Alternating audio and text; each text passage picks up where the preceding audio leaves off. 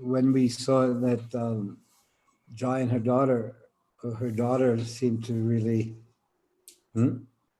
but then you literalize a circumstance and you saw how is it taking care of a mother then who's in that situation. And then we see so many situations where we've had to take care of our parents or something. And having to take care of them is different than wanting to take care of them.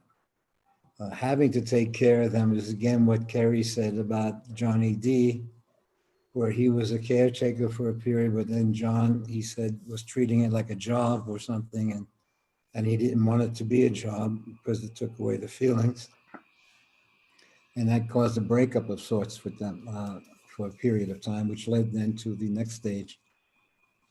And I feel it does lead to the next stage when a person is in a precarious health situation and you have a role of caretaking, and you also have us involved in some way where just by our presence and our interaction, it won't let it get nasty.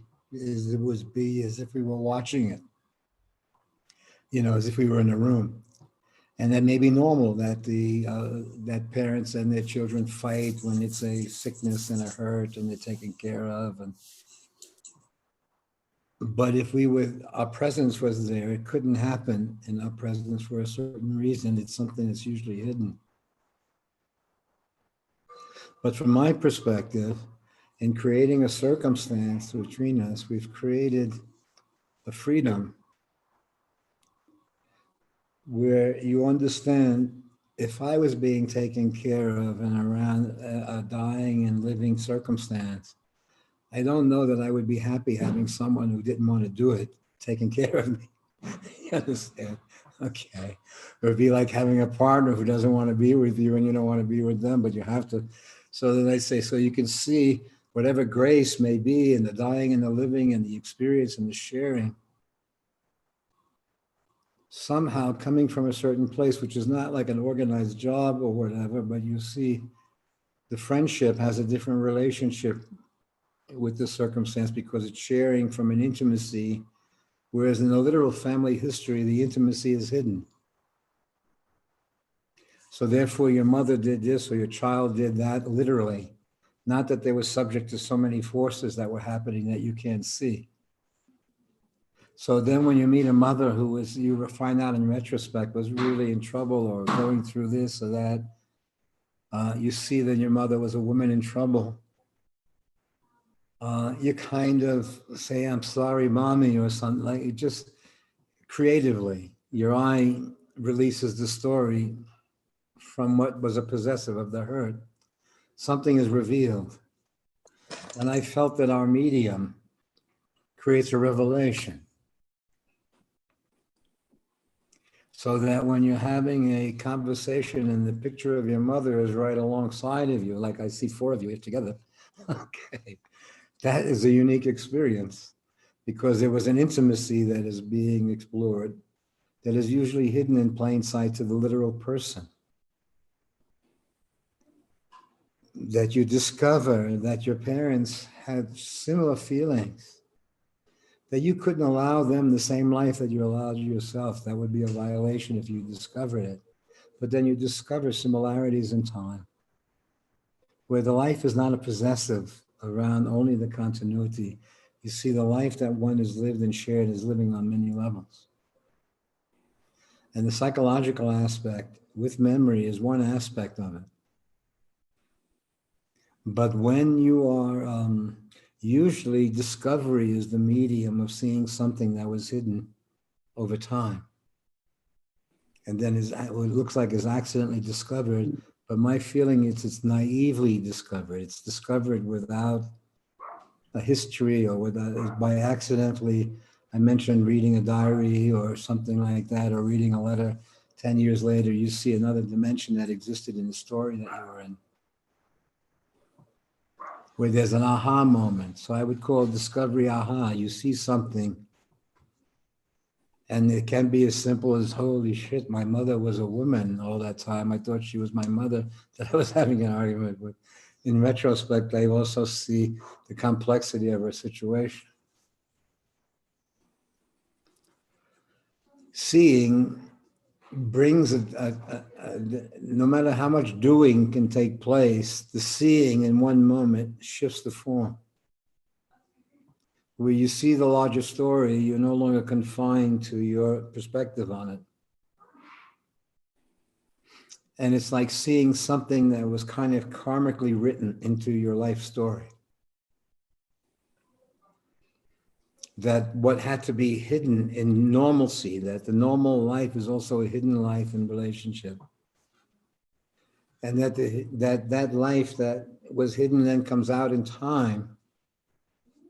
And of course comes into the story that it was always there, but once it's released perspectively, you get a look at your own life that was kind of hidden from you, but that you had to be in a certain space yourself to see something. Because you saw that as long as you thought the literal life of you surviving was the story of you. And then all of a sudden you get a glimpse into an existence where you see that the survival of you was not the story of you. You become aware of other dimensions of your own existence all along that were interactive, but also were not perceived, essentially. In retrospect, one visits a life that they become a stranger in a strange land in because it's no longer owned by the ego or the history. You get a glimpse of the life from the mystery perspective. And the glimpse of the life from the mystery perspective has you entering into the story from a different place. That the survival element is not the literal survival element, but what survives is the grace. And that the ego is a caretaker of the grace, not the owner of the story. When that is perceived, there is a surrender of the ego's hold on the story. And it becomes more then a caretaker. Much like the ego in a creative act, where you would have to utilize the ego of self in a painting. So that you see that somehow the painting, there's a creative act and a literal act of self. And what would that mean? Let's say I'm making a play or I'm making a movie and I would have to think about earning the money or sponsoring it, but then I would try to hold true to the creative dimension of the vision in it. So that you see that making the money would become part of the creative aspect of it, that you couldn't violate the vision too much to earn, but you couldn't be so naive that you didn't see that earning was in the place. That balancing act is what is happening with us, where there's the literal us in the world, and there's the evocative us in the world. And then when does it become challenged? When the world is getting vaccinated or not vaccinated, and you see the literal world, you and the literal world in relationship to something where it literalizes into doing something. Okay. And you see that challenge is always in us. That I remember seeing as a kid when they were drafting, and my brother had quit high school to work in a shoe factory to support the family or something. And we had to go to the draft board. I was a little kid, and my baby sister and my mother, we all went there and we sat in front of these like politician looking guys. And they were going to decide whether they were going to send him to Korea or not. And, and those kids in Brooklyn were really scared of going to Korea. They heard it was snow, that it was freezing there, and that they had snakes there. They didn't even worry about the war or anything. They just had like a movie version. Do you want to go to Korea? They say, no, they have snakes in Korea, and it's freezing in Korea. So they had the same kind of thing that you would say about the vaccine. It sounded naive. But it was drafted that somehow they can come in there and decide to send your kid to war, and that he has to do it, and you have to do that, whether they have to make up stories not to do it. Oh no, Jesus told me not to, but they have to come up with a story that would be convincing.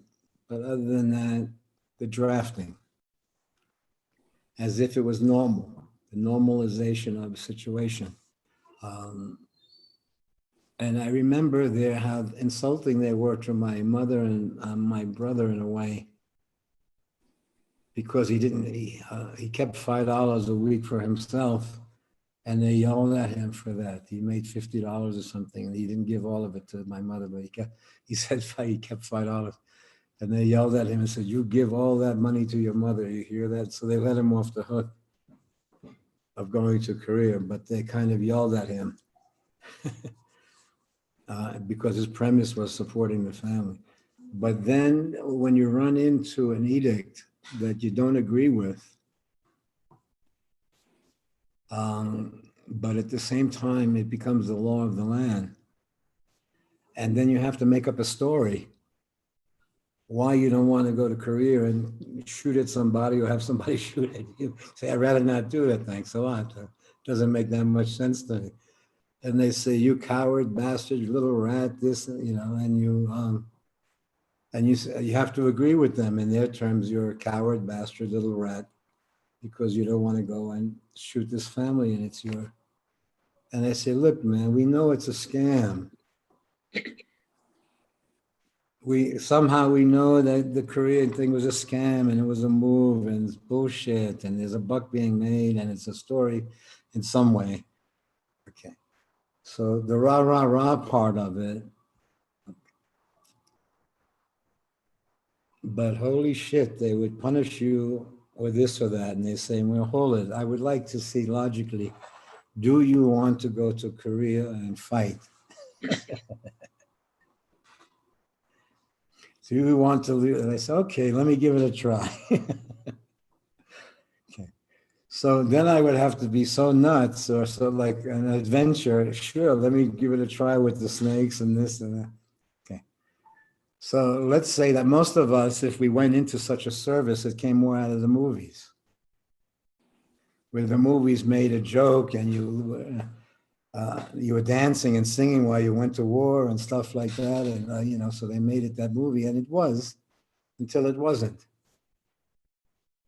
And then you saw that you were literally in a situation that had rules and regulations about how you should breathe, how you should be, what you should eat, what you should think, how you should be, when you can leave, what time you slept, what time you ate, what time you, that basically then it was within the circumstance, normalized and coordinated, what time you wake up in order to perform this act and that sort of thing. So that generally you then were given free time, maybe a week or so, or leave, sometimes to reconnect to your family. You went back there and met them, but then came back.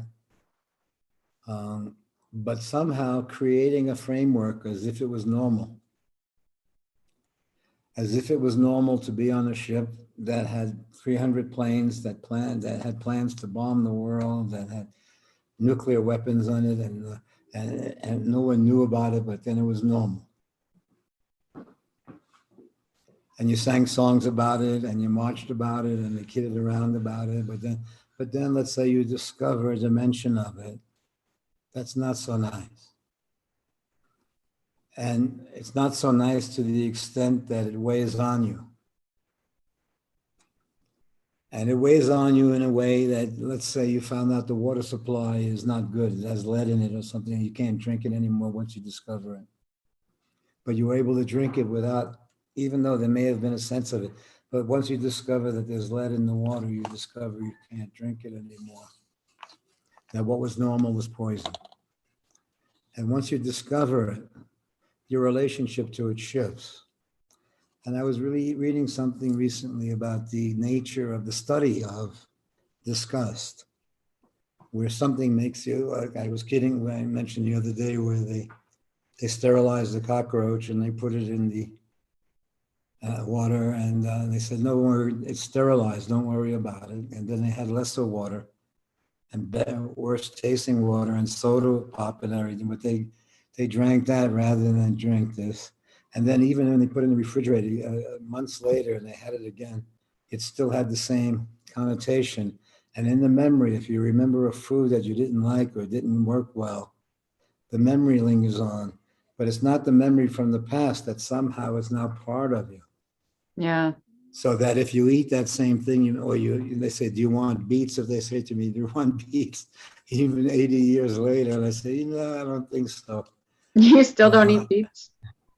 No, I was thinking of it though, because Janet was making borscht, organic borscht the other day. So I was thinking about it. Everyone was happy about it, but I said, I'll let it pass, and it's not even the effect of it, but generally, I must not have eaten it for 75 years or so. Why, are there some foods that you also react to that you don't eat generally, or you duck? Yeah. I can't think of, I don't love melon. Yeah, which melon? Watermelon I'll eat. Watermelon's okay, but yeah, the other one. Cantaloupe, you mean cantaloupe? Cantaloupe and yeah, the other one. Maybe too sweet. Honeydew. It just has a weird flavor. I don't like the flavor. Danny, can you lift your camera a little bit? Oh, You yeah. have your head's cut off. Yeah. That's better. Okay. Thanks. So again, we were just talking here, Mary was talking about the business aspect there of one of her expressions being in flux or in transition, or they're recognizing that it's transition. And how do you recognize that? When you have to pay a rent and you're not getting an income. Okay, that's one way. Then you say, should I stay on with this situation where I have to continue to pay something? Or that's one aspect of it. But you see that the original thing has shifted where there's a hey baby conversation, since it's no longer serving the original purpose.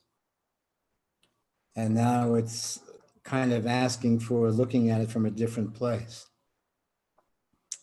If it's released from what it was doing, then and I said, look, how would I solve that? I said, if I move there, there's an old apartment upstairs. I can take a lot of my artwork and stuff like that and just move it downstairs, and people can come over and talk, and we'll kid around, and we'll try to rent it for a few months. So I say, can one actually be so dumb about having it? And I say, it's not a business. It's it's awakening something that business, literal work has taken the idea, and that's not really how we've lived most of our lives creatively between us. We've had jobs at times, we've been in business at times, but that basically we've lived. At times it has been business oriented or structured. Once you go into a business oriented thing, it starts to determine that that's the way one should live, or that's how life is, and it makes it normal. But business is one aspect of it. If you come from a different place and you do business, you're coming from a different place. So then if you're coming from a place of your human, your exploration, what you're about, then the business is a way of communicating and interacting with people. And as a byproduct of that, an earning comes out of that. Because there is a trust, there's a friendly that's being shared.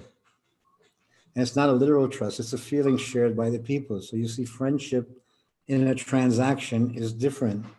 When there is a feeling in a transaction, one is less of a liar, a sneak, or this, or all the stuff that goes with doing a business. You see the friendly enter into the story. And when the friendly enters into the story, it has an underlying morality to it that's not spelled out. But when it's lost or betrayed, you can feel it. If the friendship is lost, or you discover in retrospect that you were taken advantage of, or is this or that, it sends you to a place that's kind of waiting in one's body, in one's life, for an experience to happen. And hearing about an experience sends you pretty close to a certain place, which interrupts the literal story. Now, it may be in anything. If you read, you find out something, and it's what you call a betrayal to the literal story, but it sheds light on something that happened a long time ago from a different perspective. And the light releases the story from the possessor. where you see then there's a moment and in retrospect where I can say, holy shit, I'm sorry, mommy. I didn't see what you were up against. You understand? All I saw was my own thing as a kid. Okay. So an event reflects not the psychological aspect, but it shows you how many dimensions exist in the everyday life. While we have the singular dimension of surviving and experiencing the everyday, there's 100 other factors also happening that we discover in time. We discover our life in retrospect. And when we discover it in retrospect, it's not our life. We were the caretaker of something. The perception of the caretaker role throughout life changes the plane. Then you start to see creative dimensions running parallel in life that are as important as survival. And you see that at one point when you have that perception that the life itself, you see how you held on to the experience, even though it broke your heart, even though you knew, and now it's no longer a fault in retrospect. You saw the push to have a genuine experience. And the broken heart came as close to genuine as can be. Because in the broken heart, there was no self. And the self had a struggle with the heart being broken or betrayed because it disappeared the deeper it saw in order to preserve its own identity. But when there was a true love in the circumstance, it sends you past that, where you see that it was not a possessive. You didn't own the story. You were there to witness, to experience it deeply. Because when one re-enters the story from the experience, it's not that they're superior or above or this, all these words don't really apply. It's not dominated by a psychological state. It's coming more from almost as if you are entering your body and your story from a different place. And in re-entering the story from a different place, it's perceived in you somehow, the outer world. And if it's in fact a corrupt movement that's happening, the corrupt movement can see that you, just by your innocence, walk into the situation and mess it up or ruin it. That somehow the attraction to you is because a human is awakening in you. And there is a yearning like that. So you bring a presence to the story, which is not literal. But it has a dimension of real friendship. But then friendship will not take a lie in the relationship. If the lie is brutal or violent or vulgar. So somehow you see the friendship from the energy is to awaken the story, not to participate in continuing it. That you're coming from a different place. And you see that when you're coming from a different place, the creative place in your life, survival isn't the dominant force. It's an aspect of the story. But you are then moving in a world that survival is the dominant force, even though they're showing art, which is yearning to be above that. You see, when you get into literal situations, survival is the dominant energy. But as you become friendly to it, it surrenders to some degree. So there's something in the feeling that relaxes the literal survival tendency, which is inherently separate. And the survival tendency inherently takes relationship around its survival, so it possesses it. And in the possession, it never knows the other dimensions that exist in love and possibility. So I'm saying from the expression that we share is an immersion in a common experience, not literalized experience, but that there's a space between you and the literal life that when we leave the conversation, we re-enter. But we experience a kind of immersive that is only somewhat related to the self. It's more related to the life force itself. And you see that there are other dimensions in one's being. And they're in memories, they're in reflection, they're in the senses, they're in the smell, they're in the sight. But then as you become aware of that, and you become aware of that in your music, you see that you awaken other dimensions of the smell, of the hearing, of the seeing, of the dreaming. You see that they become cooperative. What look like antagonistic forces, where dreams become nightmares and as statements and you're unknown what is happening, you start to see a possibility of the life itself being a cooperative, out of grace, not out of force. And that you see it is a cooperative anyway. The senses are in fact cooperating. You become aware of a happening, and that awareness of a happening transforms it. Because you become aware of life as a creative act that has been happening all along, but has been literalized around survival. But an event happens that frees the energy from the self. And you see the life being lived on many dimensions. And you see it being discovered in the social fabric where identity is being changed radically. Gender identity, structural identity, social identities is being shifted and changed as no longer being so literal or demanding or historically determined. So you do see flux. Even though it's attempting to literalize as this or that, you see everything still up in the air around identity. And it's up in the air around identity because identity is not the only literal truth of our existence. There is a yearning to be free. And when people meet around that yearning, they discover a parallel dimension or a culture within themselves where work is not literally a job like that, but work is more of a creative act of exploration of what this life is about. And then you see the creative dimension of humanity has always been there. Always, what is this life? That it sees past the everyday into some other dimension. And the question is, what is this life? Then brings you into almost a devotion to that question, not so much as a nuttiness or possessive, but while you are living a life, you are also exploring it. And in exploring it, you see other dimensions that are parallel, that are hidden in plain sight. When you do that, time changes for you, just like time in a movie, where you can compress 100 or 200 years into 2 hours.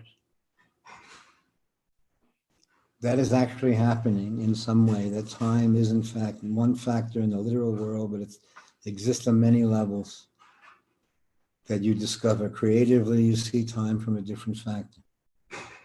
In fact, from a certain creative space, you have conversations with what would be 1,000 years ago, but is not 1,000 years ago. You get it, what happened, as you see what's going on. It's as if you're in the room. So the information is not literal information, it's evocative information. You see the spirit of the action, just like you see in the movie. You see the thread, the creative thread running through the story, and then you see the story. So somehow in the movie, you can see the thread running through the story, and the literalization of the story will have an event, a meeting. If the person is lying to the other person, you see, and also they're keeping it together, you see there's an event waiting, that you introduce time and space to the moment. And you see if feeling brought a merger together, then the hidden life would then create a separation that would be discovered. Inherently in the story, but then lived out in real time, is to experience hurt, to experience a feeling of love, of all the dimensions, safety, fear, loss. in one experience. Same person, same thing, but one has the body of experience. There is a point in life where you come back into the story where you realize that you went into the story to have the experience. That you rationalize this and that. You organize it so you can have this experience. Somehow you knew inherently it was impossible, literally. But that somehow you know that the interaction between people has a creative dimension to it that exists in memory and time. It's not so much a possessive, and it can't be told what to do or to be organized in a way. There was an experience waiting that was obvious, but that each person is working hard towards. That experience then, where anyone could have talked you out of, the psychiatrist could have helped you, they could have shot you, whatever, but you see the determination to have the experience inherently in the form comes from the creative perspective, meaning when I kid around, I say an angel has entered your body, not from a history, but the interest in what will happen to you. And they say, okay, holy shit, you can enter into Ursha's body, will say the angel, and says, holy shit, that'll be an experience. Whereas Ursha may say, oh, forget the experience already. But the angel may say, no, no, no, there's something. Manage the pain somehow without losing your consciousness. Yes. Because you are having, it is really a conversation that you're having, and you can't dope yourself down completely, but you can agree, Nick, I'm going to have to take something for you. Okay. But somehow you could see yourself keeping the consciousness going to the degree you can without literalizing it. But then you see what the conversation is with, as a doula yourself, you see that you're having your own conversation that you would be treating someone else with, which is the somehow consciousness that they were dying and living at the same time. They would still have to worry about the rent money while they were dying. You would think that the person was released from the story if they're in the dying phase. But they say, no, no, you still need the rent money, you still have this and that, and you're still literally you. But let's say for you, the recognition and myself, the dying, which is very deep now, more in the philosophical feeling in the world, that you're not so literally involved in the situation, but more evocatively. The world is becoming more, that there's a space between you and the literal you. How are you seeing this period for yourself, Ursha? I'm getting more and more curious. And I find articles about dying everywhere. There was one in the New York Times today. Yeah. I'm voracious for anything. I saw a movie called Miss White Light.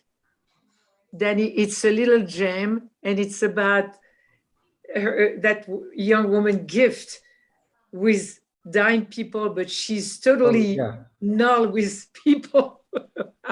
No, it's amazing. It's amazing where you'll start to see, even as we're goofing with watching a film or something, it's amazing how much you'll see like a little hidden element in it. That's so almost everything is becoming spiritualized. Almost everything is kind of has a spiritual connotation, like our sadhana, our journey is in the story somehow. So if you watch a movie, even a dopey movie, all of a sudden there's something revealed to it. Or we were watching even dopey, Lucille Bull and her husband, and the hard time they were going through. It was a movie about or something, and you say, holy, how amazing she was that she was able to pull all this off, and the acting ability. It was amazing, yeah. And yet at the same time, there were people subject to simply being people. Yeah. And at the same time, there were millions and millions of people who thought that these characters on film were them. And at that time, it seemed that she perfected actually being the person on screen, being her, how she acted off screen. So she was supposedly one of the first people, they were saying, to be able to merge the acting life and the everyday life into one movement. And I think I met quite a few people like that originally, though, who's just they became famous doing regularly what they were doing anyway, you know, and all of a sudden they were discovered or this. So we are in an interesting period. Yes. Where if you turn something on, you discover lots of weird stuff carrying on. There are different expressions, different viewpoints. And yet, at one point, you're almost floating through the story. Or you're not floating through the story, but you see that the story is floating. What looks like a literal story, you see the story is in flux. It literalizes. Will Trump come back? Will it come back? We don't really, he just left. He was 4 years in the place. Oh, this 5 years has passed now, so, you know, as if it's normal or whatever. And then we walk around. This is happening, that is happening. We're in it, but not of it, in a very deep way. So it's not so much should you do this or shouldn't you do that. There is a deep feeling that we're in this place, but we're not of it. We're related to something different happening. That what's literally happening out there is not us. It's a kind of world that sometimes we had to make a face to hide from or something like that, but no. Basically, you understand the thread, the human, you bring the human into the story. And from the human perspective, most of the issues that exist out there are absurd. You see that there are ways of fighting off responsibility. There are a way of shifting it over or planning like this, going to. But when you see the place, you don't identify so much with any aspect of it. Your relationship is to the human. And then you start to see forces that come closest to recognizing the human. But you see that the recognition of the human supposedly is 1,000 years in the future. Or it will evolve to that or something like that, even though it seems to have the capacity to recognize itself in the moment. It seems the recognition of that is pushed off in time. So an event happens. An event happens that forces you to soul search. Do you see that painting I have that could you get that painting for a moment there, Spiro, of that looks like Trump? It looks like Trump crying. It looks a bit like Trump crying and his lips bent as if he's really sad or ashamed. For being human. He's being human. Let's say the ashamed experience, the other side is the human hiding. But this old painting that I bought years ago now looks like the ghost of Trump. And you see the tear in his eye and the sad eyes. Only the enlightened soul sees Trump there. I see a Trump that feels deeply ashamed of himself. And in the deeply ashamed of himself, he meets his soul. He meets the difference between his karma and what he was trained to do and to make a buck to the extent that he closes his eyes. And then something comes home, and it comes home in the dopiest way for you. Maybe your own kid comes to you one day and says, stop it, or yeah. But then something has your soul searching. And in the soul searching, what looks like fear, it's fear for the psyche. Because in the soul searching, the psyche starts to surrender. The history starts to surrender to what really happened. And you see then the reflection back in your life where you lost contact with the human. And you see the move then, the survival mood. Then you see the survival mood then sees its life as different from the others to the extent that you can see enormous wealth, even though 1 billion people may go hungry and Guy is a billionaire. The logic of it has always been there. that there is a superior force that runs the place that has a mystery as to what is happening. And then it trickles down where it has some people who have some sense of what is actually happening with that percent, and then some less than that, and less than that, and less than that, to those who just then are based in survival. And so they think literally to work is to eat. Or to do this is to live, even though you have to manage or whatever. It's normalized.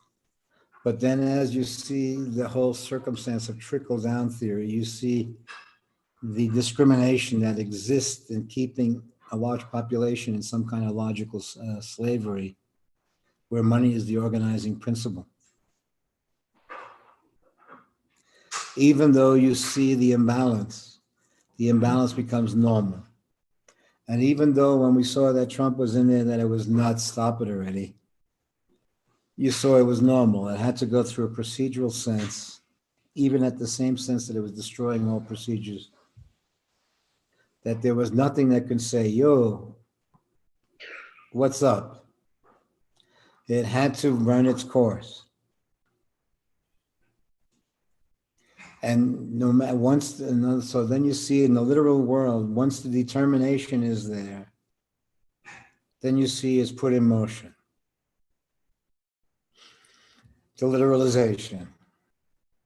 And so for us, as we walk through the life, our life will always be a kind of stranger in a strange land environment, because we're coming from the human, where in the literal story, there seems to be a fear of the human feeling. That it's organized around other conditions. And survival seems to be the predominant one. But then as you have survival of country, survival of identity, survival of all the issues that in retrospect you see were illusion. All the countries that existed 2,000 years ago are gone, they were illusion, but yet they determined that you had to live this way and be that way and understand life this way. How wrong they were, but how right they were to continue power. But when a person discovered something, simply, when you were a slave and you thought it was normal, but then some simple stupid moment where you couldn't eat or you couldn't pee privately or something like that, that your life was not yours to live, you saw that something opened up where the people became aware that they were under slavery, even though they may have been slaves for hundreds of years. An incident happens that reveals something. And when it reveals something, the dignity that is inherently in the human being rebels. It needs to be recognized. In relationship, in circumstance, or whatever, in marriage or whatever, when it becomes commonalized and normalized, there is a moment that the love or the humanity in the situation needs to be recognized. Even though for 100 years or whatever it was dismissed or pushed this way, but an incident happens, and when you become aware that you're less than human, while you're human, and you see that you're in a situation that you have to hide the human in yourself. And then I say, what would the human be? That you become aware that somehow a kind of creative love is necessary. Mm. And that if in fact you are stuck in situations that even allow a survival, but also deny the creativity or the freedom of it, you awaken one day. And you see that you're not happy with security. If that's what security is, continuity, you understand there's a creative thread that runs through the existence. And there's a conversation with the truth. And when it's not having the conversation with the outer world any longer, what looks like a pressured person within is having a conversation or having a dialogue with an energy, with a life force in themselves. And the outer world starts to become reduced as meaningful. Because it's, even though it's meaningful to its continued existence, the continued existence is not so meaningful to the subject that's living the life. It's experiential. So at one point, there are moments where we share where you have a perspective of the life force, but no longer so much the ownership of it. Time is a different factor for me anyway, where it may be this amount of time, but creatively, there's not yet an attachment. If some creative proposition comes up where we enter into the literal world, then you may wish for another year, 5 years, 3 years, but the life is now a creative act. And even the body itself as a partner in the situation has a right to be hurt, has a right to be this, has a right to fail. But that somehow one's life is an agreement. Is that too much, Risha? That somehow however dumb it may sound, it's not so dumb creatively. It's as if you're going into a project together with a few folks and everyone's on board around the same feeling. Not that they're made on board, but not that they're hypnotized on board, or not that they're forced or drugged on board. But you see that there's a feeling shared that enters into the creative act. Yeah. I feel that the elements of that exist with one's body, with one's being, that one's being is a being. And it has aspects of its being. It has body, it has soul, it has heart, it has feelings, in fact, it's almost as if you've poured a body on a structure of feeling. And that the body then plays out this inner world, this inner life. I feel then that there are moments when continued living is a creative act or an agreement. But I again can't say it's the literal agreement that happens in the regular world, but it's more of a hey baby agreement when one's own life, where it's not your life, but something you're caring for. And you see the shared life is as important to you, the others in the shared life is as important to you as your own body. Mm. Not in its continuity, but in the concerns you would have for your journey, then you have intimately in relationship. And that it sheds light on the journey as we're living it now, as there is a literal world out there that you may need to make literal decisions around. The literal decisions are coming from a different place that allows you creative space. I feel, as I said for myself, the hey baby that invites me into that situation, I feel that feeling itself is a protective, because time is not so much a literal factor of length of time to me, it's creative time. And I feel that there's somehow an agreement in my body and my being with that creative time. That the literal existence is not the defining issue, but that when one enters into one's life from the perspective where you're not literally organized into it that way, but you're creatively in it, then time is a different factor. And I feel it's even happening in the body to some degree. If someone loves you or cares for you or feels for you, you seem, then you have flexibility, structures that like you're still a you inside this body, but you are not the body any longer. So somehow it seems like you're capable of doing a lot of stuff. But you are meeting your own existence after having taken it for granted. Yeah. And in meeting your own existence, you're seeing the many multidimensional situation. And then in meeting your family and circumstance and friends, you're meeting their perception of you. And so that's why the concern to a little degree was with Jai the other day and her daughter, because then she was all of a sudden came out. And then from that perspective, then we're allowing a Jai, okay. Instead of talking about something that would be profoundly deep, that if in fact you're going to take care of your mother during her dying period, that's because it's not a job. Don't do it as a job, because it's a soulful enterprise. You know what I mean? You're okay. Because we reveal that. So the difficulty of then the daughter and mother coming onto the situation side by side is that we then see something that won't allow you to be cheesy.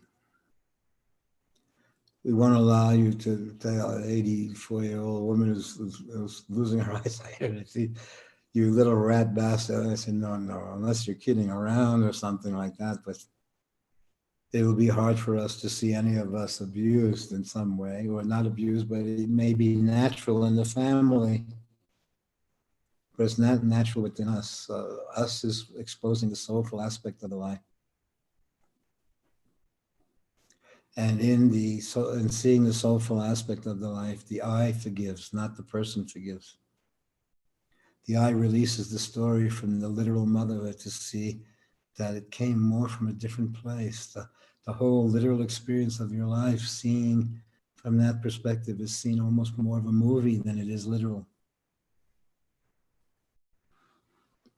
So then what you see in your memory is a literalization of the past. But what you see in evocative memory is it releases the story from your possessive. And you see the journey. And then when you see the journey becomes important to you. Because when you see the journey in your life, you also see the journey in the existences around you and the level of consciousness of the journey that they're on.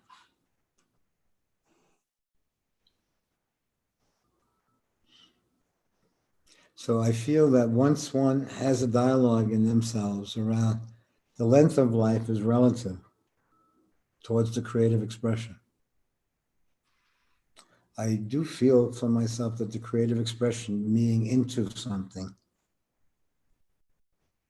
wholeheartedly, fully, has its own health, has its own relationship to, it's not so much based on continuity, it's more based on fulfillment of the creative expression. And you see that the life is that, it's not your ownership. And there is no logical, literal way for it to be. But you see, every time you see, that seeing enters into one's life story. And you start to see, you have a perspective on the life having been lived, not so much as the ownership of the history, but that your relationship is to the mystery more and more. And then you see those that you're related, you see the mystery that runs through the historical story. And you see in relationship, there's a trust. And then you see what ran through history was trust, not history. That once you had a feeling for someone or something or whatever, it allowed you to do something that may have been very challenging if that trust wasn't inherently there. So a shared experience where you assume the role because there was a feeling shared. We'll say a feeling shared allowed you to get married.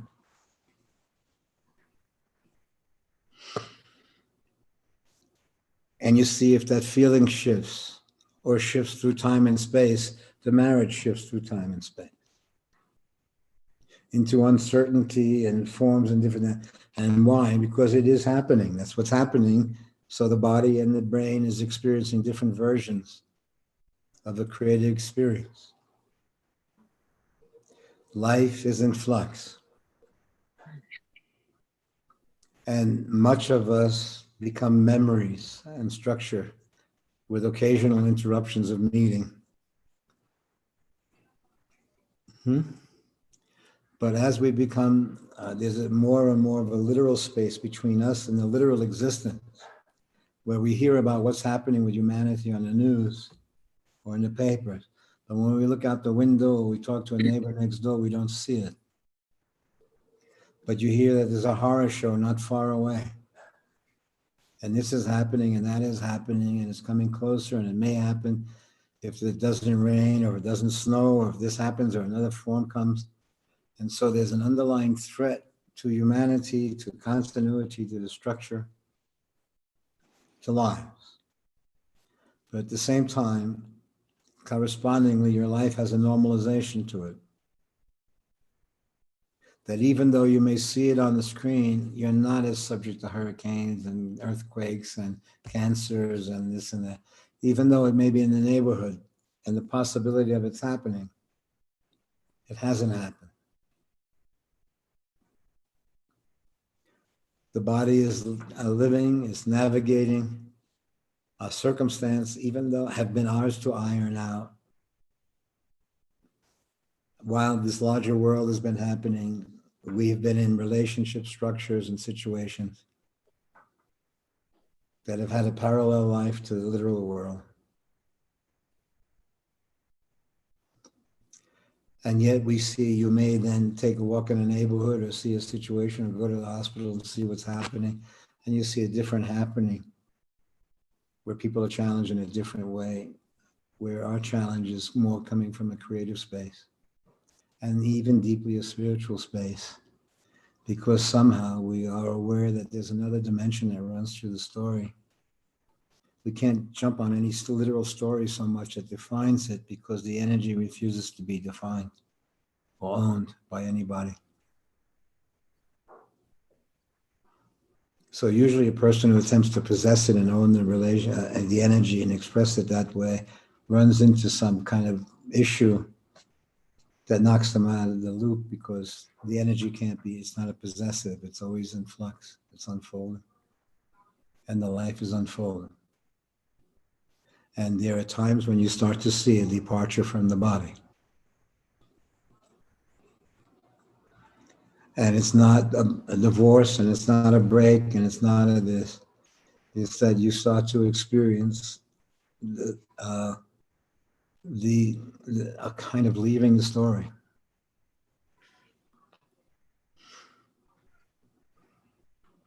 Where the creative expressions that you may read about or see or whatever have more importance than the literal ones. Because they give you insight that reveal, that show this or show that, because there's parallel things like that happening in our own life. Okay. Is anyone else on, you know? Is that, well, the Spiro is watching there. What do you say, Derek? Do you see anyone else? How's things going? Don't. Things are okay. Just moving along. And Hersha, are you managing? Yes. Yes. There is magic, definitely. Yeah, you see the thing when it literalized the other day, though, when the issue literalizes, you see, and then we are, or I'm being said that my mother did this, my mother did that. You're then talking about my mother as if she's a free being, a creative being. And this is the side of the story that we're meeting. Now, obviously, people who share the history meet a different part of the story or whatever. But what we are saying is that there's something in what we're sharing that's revealed.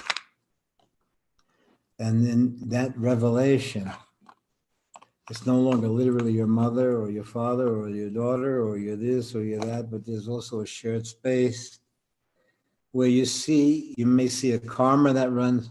So when that shared space is there, when we have a shared space, your mother is not literally your mother in the same way any longer. It's now a shared space where you see the life and you're seeing it from the friendship. That it's a sacred space to some extent because you're seeing something that's usually hidden. And so, but at the same time, if you have a fight with the person, then you see, look, you're saying something so nice about the person when they treated me bad as a kid and this and that. Okay. So you step into the little story when you're trying to trick them to see, hey, your mother is not only your mother, but a person. And you meet that being, you see that you've also organized a life around it. So you meet what I see, but you also understand how they would resist seeing that. That the literalization of the blame allows a continuity.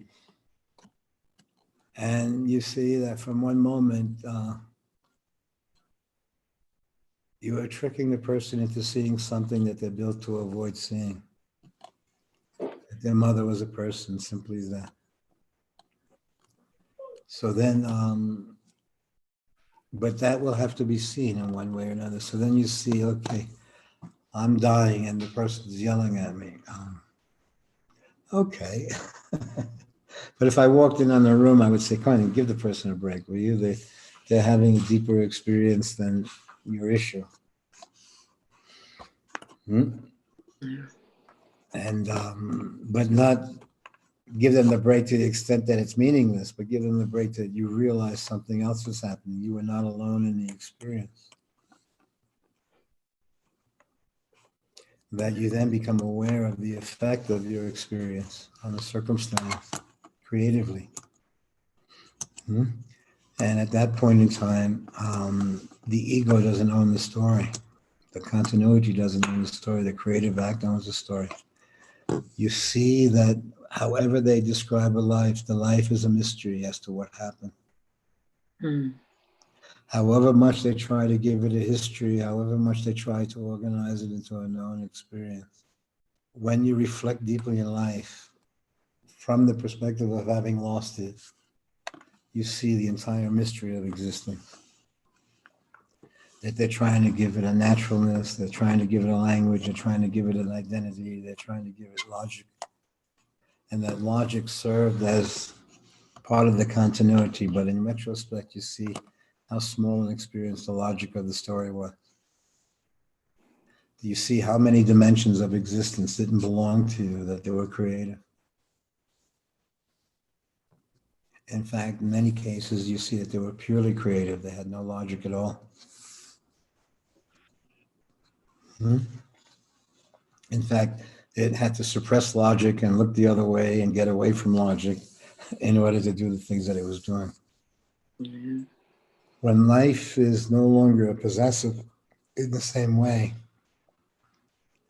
then you see that the caretaker of existence is not a possessive.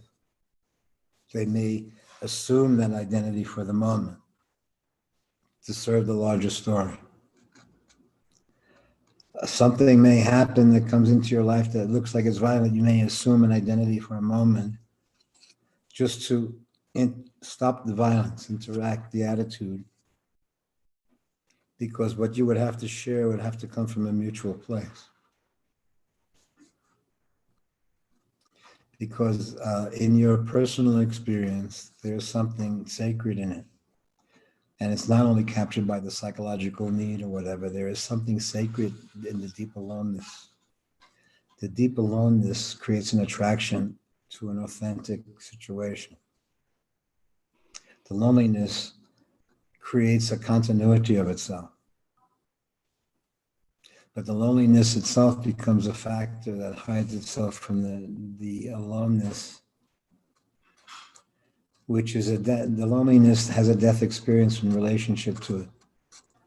Not literal physical death, but the death of the self has a loneliness factor in it. It meets aloneness. And meeting aloneness, it sees the possessive of the story as loneliness. The creative perspective of the story is looking through the lens of aloneness into the story. And from aloneness, looking into the story, you have a relationship to a genuineness in the world. You're no longer compelled to false challenges or false premises. You have a relationship to a genuine thread that runs through the story. And so I think it appears that you're then having relationships that come into your life no longer come into your life solely from their history, but the attractions to each other are their responsibility means respondere, to be with the energy, to share a common feeling, And there's a merger of relationship that takes place in that, where it's then normal to do things together, as if it's like breathing out and breathing in. You're thinking of the other person, they're thinking of you, and you plan and you share that way. That happens. A feeling allows it. The feeling loss shifts the energy of it to another body of experience where secrecy, the very thing shared, becomes secret, a separate existence that one maintains. One enters into dimensions of existence that almost like there's a Hippocratic oath, and to some extent, as you start to see dimensions of existence, there's a kind of oath of do no harm. Why? Because the do no harm vibe allows you access to other dimensions. The harm vibe is that you save the ego from the experience, but you also miss out on the dimension of the experience. I say when one starts to see life becomes a journey consciously. And so therefore it is no longer limited to result orientation or anything like that, but it is itself, opens up doorways of perception. And when it does open up doorways perception, you have time. I feel that when you see something that deeply touches you or interests you, time shifts for you. Let's say I'm on my way to dying tomorrow, and I fall in love tonight. And I say, okay, instead of dying tomorrow, I'll die next Wednesday. Okay. How dumb an idea that is, but I also feel that's true. That's not literal truth, but that somehow there's another way, there's another life that's not so much oriented around continuity life. But that if you've got a movie in your mind, you'll probably live long enough to carry it out. Or if you've got a creative feeling in your mind, because the creative is the connection to another dimension, I feel. So even if you didn't do it, someone in your family may carry out your vision or something like that. You see that the vision is not possessive. But when one has a relationship to a creative flux, which is not rule bound in the same way that the rules are in the world, stop signs and red lights, but are kind of creatively bound, where it lets you use things that you wouldn't use in a literal world so much, where it lets you use intuition. It releases intuition from its limitations. And you see how many flavors there are to the situation. I feel as long as there is a dialogue like that, and that is actually what is happening, I think, for most of us, and that what we're taking for a normal everyday is in fact a creative life. And that what we're taking for a normal situation in relationship with others and managing the ups and downs of it as normal, when it's remarkably creative situation that we've normalized and abstract the future of a person that we're worried about into a literalization. And our future for the person is that we hope that they get a job, but we don't teach them not to fall down or not to get cancer or not to get sick or don't marry the wrong person or whatever. So you see how many things are waiting, what really is happening in the life. But you're teaching them to get a job, okay? But basically what we are teaching them and caring for them is to be human in a world that's seemingly becoming less and less human, by being abstracted from the human. To the extent that the big worry is AI or artificial intelligence not having feeling dominating the form. But then you also see that happening in the world when we say, look, if the corporate structures are running the thing, they don't have feelings on what people are going through. They're just giving them commercials, making believe that they feel for them. The more and more billions you make, the less and less you have a human feeling for the everyday. You live in your own world. And I say, we're alive, we're living in the world, we're navigating through the story. We're, to the degree that we share between ourselves, we're in it. but we're not of it so much in the terms that if it forces you to be what is normal in the world, if it forces you to be a rat bastard to continue, then most of us will have trouble being rat bastards when it's normal to be rat bastards in the world, to get ahead and to compete and do all this. But every time we have to be rat bastards, it's unless it's a movie or something, a role you're playing where everyone is aware creatively that's what's happening. You can assume the identity for a minute or two, but our relationship is more to the soul of the story. And the soul of the story, we don't have to make it so scary as to what it is. You know what it is when you violate it, when you lose it. You know what it is when there is a life without soulfulness happening. And then the literalness of survival takes over. And we know what it is to walk into a situation where literally the survival is the dominant theme. And it surrenders all other dimensions of its humanity towards the survival. And we then come to meet what it is to be a stranger in a strange land. Where you can empathize with the feeling, but in looking at it, you see what's really happening. And you see that the person has not met their own existence yet. They haven't met their soul. They haven't met their own heart.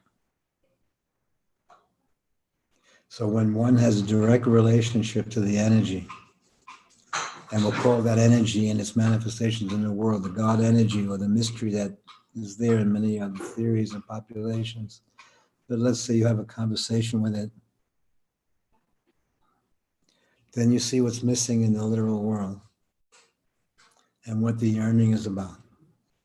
What you discover a dimension that's missing in the world. And then in your friendships, the friendships are creative acts that you then have, just out of nothing, just a momentary meeting as a shared feeling. And that shared feeling takes them out of the karma of the situation. The depth of the relationship in a shared moment, even as I mentioned before, in a park bench, may be even deeper than going home to a literal situation.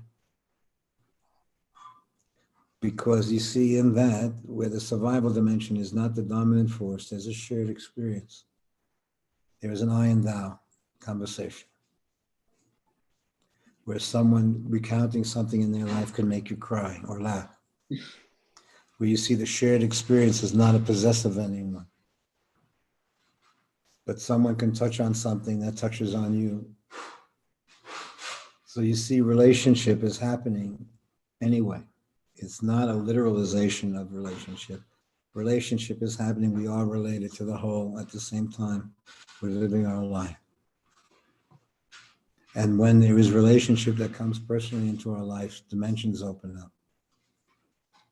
When that literalizes or fights or struggles to exist, the same doorways that open, close. So but still relationship goes on. What happens to the literal circumstance is part of it. But then when you become aware creatively, you see not only the literal marriage, but you see that it's carrying on creatively, still carrying on in some way. Your relationship is to the creativity. You see that the marriage existed for there to be an experience and an expression to happen. Events took place, but events were not only the thing that took place, the events took place to a shifting circumstance. It was always a creative act, never a possessive. And the life was always a creative act. An aspect of it for the person is the literalization that it's your life.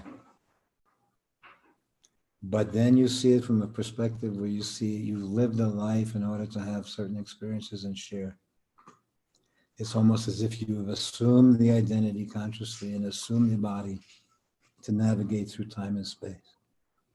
There is a moment waiting in retrospect where you see the creative dimension of life, where the illusion was that there was a literal you that you were organizing your life to experience. In retrospect, you see it was almost purely a creative expression. No matter how much you thought you owned it, no matter how much you thought you directed it, you were simply a small character. You had to have that impression. You see, in retrospect, it was purely a creative experience. And your capacity to perceive that was somewhat limited by your own development. Development meant that you released the story from its literal history, and you saw a mystery ran through the life story. And even in the family that you came from, what looked like a history, you saw a mystery. How did this all come together? How did this merge? How did all these factors come into a situation where you appear all of a sudden out of a family? And it's normal. And they try to give it explanations. Well, this happened, that happened, right? And I say, it says, no matter how much we're literalizing and attempt to know it, you see the principles of attraction, of loss, of hurt that run through the story. You see a creative process in the story, and that we get captured in that process and we express ourselves. When the life force is perceived deeply, it's no longer possessive of the person. It then becomes a creative act itself. And so from that person's perspective, what they engaged in comes from a creativity, not which may have survival in it, but is not dominated by the survival urge, if it suppresses the creative expression. How does that sound? Too dumb, Derek, or understandable? Pretty good. Let's say there's moments where we meet our life. And we called it in the past, holy shit moment, where you realize something and you kind of knew it in one sense, but you realized it. And it shifts the story. The one phase, the one thing, but somehow it shifts the plane from the literalization of the story. And you see that somehow you are in a creative act thinking it's normal. You understand? But it's more a movie that you're in, where your relationship to it is coming from a kind of creative trust that the people somehow in the movie show each other the soulful aspect of their life. So when they assume the identity, they're seeing something that would only be discovered in regular life and time. But they're coming from the creative act, and then they're doing mother and child. Then they're doing whatever role they're doing, but they're coming from the creative space. And if they meet in the creative space and they say, hey, baby, shall we try this? You see a dimension that is missing in the literal life that is there in the creative life. There's an honesty. And it's not only the brute honesty of spelling things out, but it's the honesty that you are assuming roles out of affection for each other. That perception is qualitatively different than that's a rule that you have to do it. You understand that basically there is a feeling that you're sharing, and therefore you are assuming the expressions that come out of that feeling. And when the role has that feeling in it, there's a genuineness that the audience can see. And when the expression has that feeling in it, there's a genuineness that the child can see, that the parent can see, that it's not so much that they have the name, but there's an intimacy in the role that they're playing. So they can see a genuineness or a not genuineness instinctively. One meets life. And it's not so much what to do, it is the depth of the perception gives you an expression.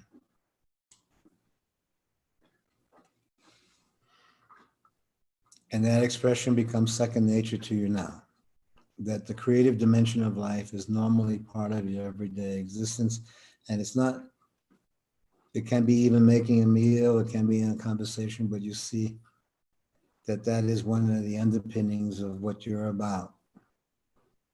The life is an exploration at the same time that it's being lived. And when it's perceived that way, almost everything that one does becomes part of that expression. So I think then in the everyday, there are moments of light shed on things that will happen accidentally by a movie one may see, by a meal one may choose, by a conversation that happens accidentally, whatever. But you then have evidence of the journey or the sadhana. Now the question of family, can one share that with a family member where the history is who they are? And that's why I say, when that comes on, you would say, hold it, death, dying, all this, and they say, no, no, in Brooklyn you did this to me and you were that, and yet it's like the landlord. Can we sit still while we see a guy who may be tormenting our friends? So then but the only power we have is showing our face, where the person says, hold it, that's kind of cheesy, sister. We're talking about something deeper here. If in fact you don't want the looking after what may be your dying mommy at this point in time deeply to be captured by shtick, why not get a caretaker who takes care of the regular stuff, because it may be a drag then to have to do the literal stuff like that. But that basically, I kind of have to trick the person into saving the grace. That they're going to give me a rationale for being creeps or creepy or rats or whatever. And they're going to blame me then for doing that. And they're right. I can't disagree with them. But at the same time, that the person to us is not the person you're talking about in your history, the person that we're sharing with.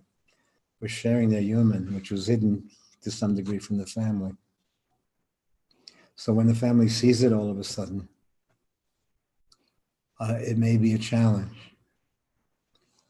But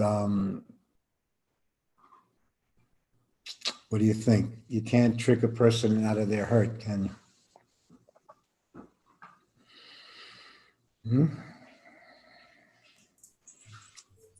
Isn't hurt the mainstay though? Isn't that kind of the premise? Yes, Like but a at the same priori, time, or- we have a situation where we're humanizing the thing. So we're showing a dimension that's hidden from the family in what we're sharing. So then generally, holy shit, we went through a whole thing with that family where we shed light on the beginnings and this and that and saw the journey of it. And okay. And yet at the same time, who's to say that if you're a kid growing up in it, that the hurt isn't valid?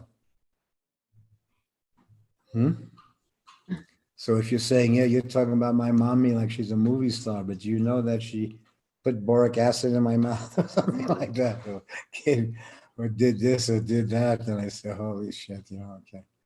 You have the, or I say, my mother bit my hand that time as a little kid because I said fuck. My first time I said, I must have been 7 or something, and I went to the window and I said, fuck. And she bit my hand. She was so pissed off. Did it work? Did you So I stop? told this poor woman, did it work? And it did work. Well, the window in the neighborhood was a place that people would look out the window to see the quality of them. They would have a chair and they would read something or look out the window, but they also were looking to see that it was safe out there with the kids playing and stuff, So there were women who were window watchers. Most of the women there, they would look out the window to see that there was no violence happening in the neighborhood or get their kids out of it or something like that. So yes, you stepped into a situation there. Yeah, I would say that you stepped into was a tough existence, keeping it together. And you stepped into duality of wanting to be in a family and not wanting to be in the family at the same time, wanting to be free. So sure, those threads must have run through the story. And then you ran into arguments around it without understanding the pinnings. It was natural, family was natural. But then you see in retrospect, holy shit, how did these people do this and what was going on? And so again and again, you start to find out in retrospect, life as a kind of illusion. And then they say, they were arguing all the time. They say, no, arguments kept the family together. The guy is explaining to you that you have to argue at least 3 times a week in order to get the rent money. So then this guy explains something from a different place, survival being the main ingredient. The feelings of the people is absurd. You just got to get them into survival mode. And they say, but there is a whole group of people where the feelings that they have are major, not just some stupid thing that they have. And that they can get into the survival mode. If they have a love affair, then they can get into the survival mode. But if the survival mode dominates the life, majority of people start to feel a loss in their life. If fear is the motivating factor of existence, then you start to miss all the other dimensions that coexist with it. That somehow the energy is released. When there is, in a love affair, the relationship somehow releases the energy to express itself. As it literalizes as a thing, it then becomes the predominant force running through it is its survival and its continuity. When it shifts from the feeling to the continuity, usually feelings go underground if they're not in line with the continuity. For those who go into the space from a creative space, then the very pressures that one feels in most relationships is the basis for a hey baby conversation. When you start to see the literal stress of continuity is starting to destroy some of the feelings,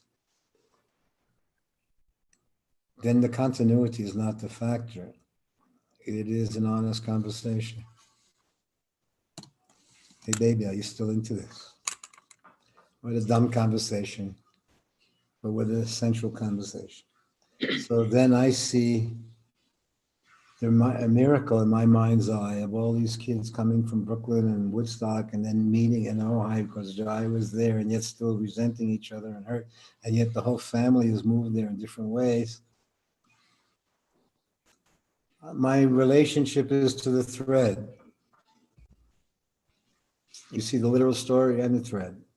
But from my perspective, we created an environment where there's a missing conversation is normal. And so for the continued hurt becomes less normal. Mm-hmm. It's not to lessen the hurt is deeper. And I say, why? Because then I realized I sent my mother to outer space growing up. You understand? And I have to say, thanks for hanging in there or whatever, for the shit that I must have put you through. So you see a story that you kind of knew, but you don't realize.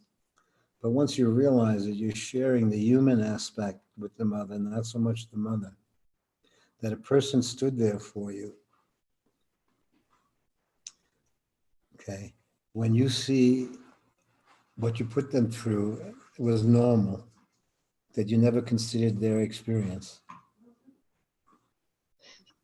that deeply. And an incident happens where you see that the experience doesn't belong to you. It also belongs to those who experienced it in their own way with you.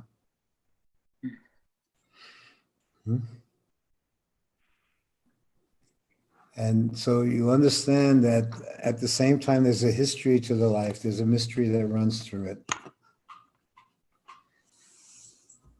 And so once you perceive the mystery and the history parallel, you then don't take anything for granted. You look, your eye has developed that look that resembles a homeopathic element to some degree, where you look past the circumstance into what's happening. But then you become aware in your own life that there's another thing happening. While a literal happening is taking place, something else is also happening.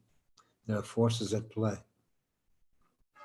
And when you see forces at play, you don't see a literal world, you see an evolving world in transition. So what looks like permanence, you see on the surface of permanence, as you explore, you see impermanence. The world is in flux.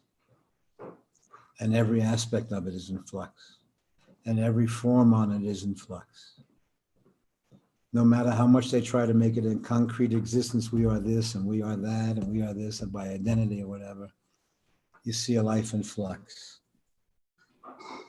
shifting, in transition, normally. And you see the dying and the living are inherently in the story as part of the everyday existence. So there's never a permanence. It is always in flux. And when one sees the flux, one sees a dimension of life that is deeply creative. And logic is only an aspect of it. You see that there are other dimensions that happen. There's intuition. So when one sees that, intuition wakes up as a sense. And it doesn't have to be explained in the same way if it's too cold outside and your skin feels it, so you figure out what to put on. You see, your sense becomes, it's brilliant. That your body can figure out what to wear in a cold day is a brilliant thing. At the same time, it's a normal thing. You see those same other senses develop just like that, where it's second nature to you now. And yet it would be a mystery how you know what the clothing to put on, whether to do this, whether how to go there. What so much of it is remarkable that you only become aware of it if it's removed from you, if you no longer, if you lose it. But when you lose it, you see how much of your life is this intuitive dimension, this creative dimension. And once you're aware of that, it awakens also the other dimensions, that the questions that are coming to you are creative ones, not literal ones. And they're based on, are you still into it in a way? Creatively. So generally, what we've had in our circumstance and many times is that if people were, they were thrown into a situation where they were coming from their humanity, not so much from their history, a shared space. What was your take the other day then, Derek, on what happened then with Jamie? Just seems like there's probably a lot they've interacted, by or with, a lot of, there's probably some hurt and some love on both sides. But the question for us is, though, that when one takes the hurt and runs with it, and you can't say to them, hey, hold it, baby, don't run. And you see the hurt as a possessive. In other words, they know that you're calling them back because they're going to have to let go of this premise. So you see then, but for me, in many cases, if you can't call the person back, then there's a break in the situation. If you can't call them out of what looks like their trip, you see, and I say, why? I say, because the next phase, you really are with a woman who's dying. What she did when you were 16 years old or whatever, I understand all that, but man, this stage that we're creating is precious. No trip. So I say the next phase between us is no trip. And it's not that it's a trip to complain about your mother, but it's a trip with us because we have created a framework here where you're seeing something that you normally wouldn't see. And something that if you see it, you would see how you would feel if you were 84 and you were going. You understand? And so I'm not talking about shtick or this or that, but I am talking about an empathy awakening. Okay. And so you see it's a bit different than the circumstance. There is, you have the opportunity in the circumstance to meet something that is extremely rare. To soulfully meet your mommy while she's alive. And you see you ain't gonna do that. And you're gonna see that Danny, this creep, he did this and he's making that, he's allowing that to happen. And I say, you're right, I'm tricking you into an experience that the karma resists. But if in fact it wants to share any further, it has to come to that seeing. because the next dimensions of seeing is based on a very different place, where you see your life not as your life, but you see the soulful dimension that runs through the story without trip. See it, you see it. And so you see that I understand the history of your mommy and this and that, but I'm not talking to that. I'm talking to the history more as a goof of a remarkable person who did some weird shit and that, more of a movie. But at the same time, what we're revealing is the human. And in the revelation of the human, there is something deeply spiritual in that without who, but that you respect. You got a chance to meet your mommy, not as your mommy, but as a human being. And you both meet each other. What a long journey. So you see the attempt to trick that experience, because it must happen. It'll happen even after the fact, after the body or whatever, but there is an awakening in one's life. Can you awaken at the right moment? I don't know. They say, oh, if I would have just done that 10 years ago. I say, no, it's not a career move. In fact, it usually goes to the greatest degree of pain. And that means if the person can have that pain, even in our circumstance, while their lives are pretty cool, and the rest of the world seems to be blowing up, but while their lives are, they have their home, they have a nice existence, there's still the hurt is profound.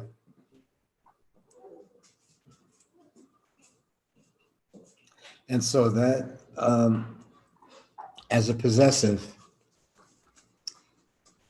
runs through the story, but there is a moment we try to create a moment in a milieu that we share, where you were meeting each other, just like you met Johnny D and his passing away, but it would be hard point with certain experiences that you had with Johnny D, Derek, to meet him on that level, but all of a sudden the dying revealed, or our shared experience revealed another dimension of the story that released the literal story. But you see, if the literal story would have prevailed for you, it would have been our story of John is being this or that would have been dumb for you, because you would have said, do you know, he yelled at me, try to do something, okay, or whatever. And I say, yeah, but then you see the story from its creative aspect. It's not releasing the literal, but it is seeing the play of forces. What happened? It is seeing a woman at wit's end with children, or was having children, or pregnant, or whatever, who didn't know what to do, wasn't in love any longer. So you meet not only your mommy, but you meet a scared woman, you meet a scared person in the world who's making believe that they know what they're doing, but you see how afraid they are. You meet yourself. And you see the challenge of identity, where people are not their identity, they're assuming an identity. They're still human, they're still people. So there is a mystery and a history going on simultaneously.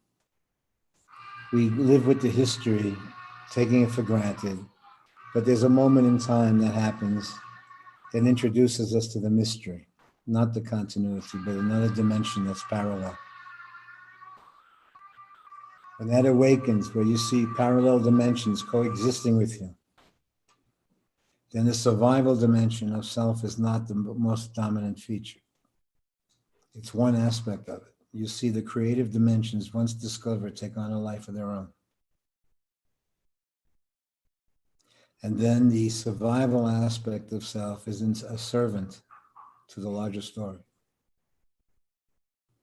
not the owner of the story. Okay, shall we call it a day? Thank you, Dan. Okay. You okay, Kai? That has brought up so much about my own family and my mom's death. Yeah, and me too. And my Luckily, brother's, yeah. got so vulgar. Yeah, no, it's going to, it's also, but you see life then from holy shit, no? It was holy and bullshit simultaneously. You discover in retrospect that there was a thread running through it, but the people were just people doing their thing. You discover they were just people, man, and your eye gives them a break. You knew that they were going to move that way or this way. Somehow in your situation, there was an opening for you to see something and you left the story. And in leaving the story, there's a different version of you from the literal family, because then you've seen a world that they haven't seen or shared. And so I feel that when you bring that, luckily, my mother came here to pass away, and luckily I got to give my father a kiss before he went and saw what looked like a scary proposition for the hospital there was, in fact, he was cool with it. That he had decided, as I say, just maybe with a few other folks, I don't know. But the woman, Teddy, who comes on at time, was taking care of my dad all that time that he was in that. Yeah. But then it was nice to see a kind of strength that was not coming so much at the moment from fear or this or that, but it kind of had a graceful relationship with the life that felt that the ending of eating for them was in fact the natural way, that they didn't take anything or this or that or do any violence to themselves, but found a way to live their life. It seemed. So we're meeting, living and dying in our circumstance in the last few years also especially. The normalization but the outer life has shifted. The premise has shifted. We are then getting our news about what is happening from the newspapers or the news things, but our literal sense of what's happening out there is still up in the air. But we do know that everything seems, from all accounts, to be in flux. The normalization of life, meaning identity-driven life, seems not so much the defining factor. What we are as a species, what we are as individuals, what we are as a country, seems now yet to be discovered. No longer presumed. But that somehow there is an agreement that is waiting. Baby, do you want to do this thing any longer? And then you see, once that agreement is there, you're coming from a different place. You see, you're coming more from the mystery than the history. Mystery meaning that you are caring for the human experience as a main perspective in your life. And what happens when somebody just kicks you in the balls because you're trying to care for the human experience? Well, let's see. That was bringing it up. So what happens when you are in that and that comes your way? And it has happened often. So I say, look, it happened to some degree when we were speaking with Jamie, and we said, she gave me the kick that I was screwing up her mother, and I was okay. And then from that perspective, the family is probably true. That I'm saying how beautiful she is, how nice she is, kidding around with Jai or whatever, when they got real issues. Okay. So then you say, come on, you know that's not what's happening. When you come into our circumstances are friendly. So you know that you're meeting the woman from a different place. And you know what I'm talking about. That there's something sacred happening while it's normal, while you're with your mommy, and while she's passing away in this circumstance, there's something deeper happening than.